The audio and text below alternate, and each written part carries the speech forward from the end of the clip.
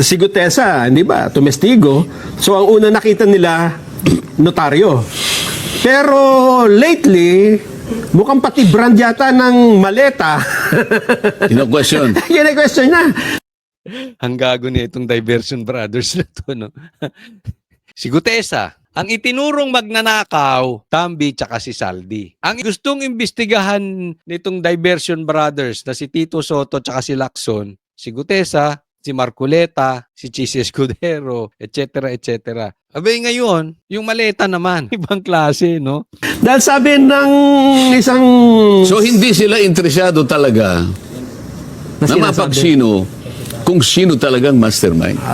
Lahat ay Yan yung sinasabi ko dati pa. From the get-go, sabi ko, amoy na amoy ko itong mga ito. Tayo, nanggagalaiti tayo. Gusto nating maparusahan, hindi yung mga bubwit, kundi yung mastermind. Itong mga to, hindi talaga sila interesado sa mastermind. Actually, to the contrary, iniiwas nila doon pa sa mastermind. gagawin para lahat kahit sino ang gagawa ng paraan, nalilitaw, ganyan ang gagawin namin sa inyo. Sa bagay. So madi-discourage lahat ang mga tao nalilitaw sapagkat ganon ang kanilang gagawin.